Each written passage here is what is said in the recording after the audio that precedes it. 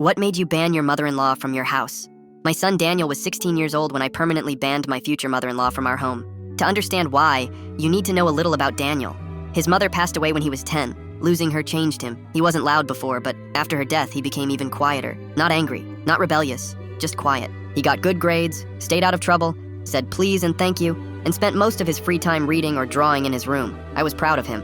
Unfortunately, my future mother-in-law decided there was something wrong with him. I got engaged 2 years ago to a wonderful woman named Lisa. Lisa was kind, patient, and genuinely cared about Daniel. Her mother, however, was a completely different story. From the very first time she met him, she treated him like a problem that needed fixing. Every family dinner turned into an interrogation. Why don't you have a girlfriend yet? Do you even have friends? Why are you so quiet all the time? Sometimes she'd lower her voice. Sometimes she'd make sure everyone could hear. The worst was when she started diagnosing him. One night, she actually pulled out her phone at dinner and started reading symptoms from Google.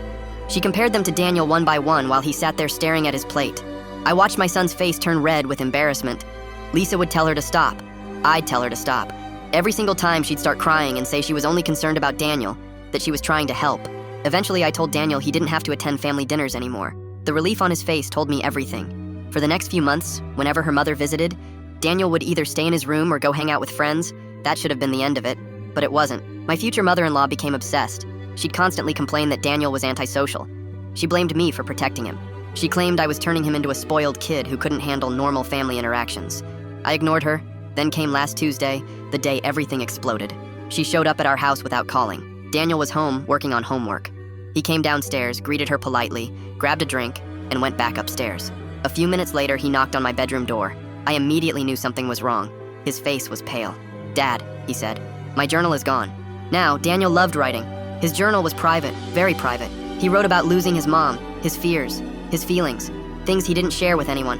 I knew how important that journal was. We searched everywhere, his desk, his backpack, under the bed. Nothing. Then something clicked. I asked Lisa where her mother was. She said she was downstairs. But when I checked, the living room was empty. A few seconds later, I heard footsteps coming from upstairs. I turned around and saw her mother walking down the stairs carrying her oversized leather purse. I asked where she'd been. She smiled and said she'd used the upstairs bathroom.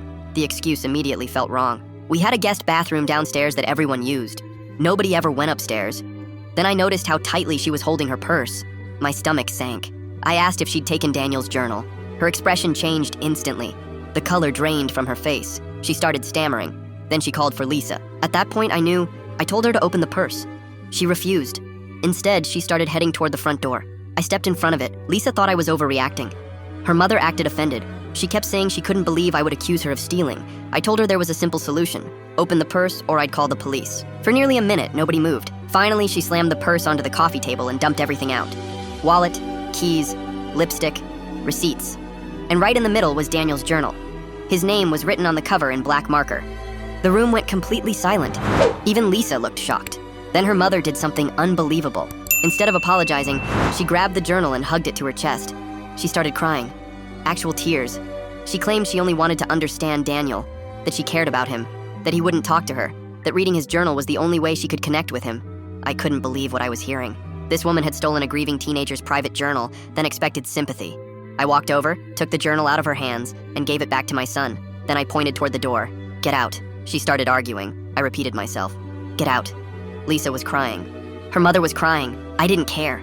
I opened the front door and told her she was never welcome in my house again. She finally left. An hour later, her husband called me screaming. He called me abusive, controlling, said I was destroying the family. Then he gave me an ultimatum. Either I apologize to his wife, or there won't be a wedding. I looked at the phone for a second, then I laughed. Not because it was funny, because for the first time all day, the situation was simple. Anyone who thinks stealing a teenager's private journal is acceptable isn't someone I want in my life. So I told him if that's the condition, then there won't be a wedding. I hung up. A week later, Lisa moved out. She admitted she knew her mother's behavior was wrong, but she couldn't bring herself to choose between us. It hurt. I loved her. But when it comes to my son, there is no choice. 6 years ago, I promised my wife before she passed away that I'd always protect Daniel, and I intend to keep that promise.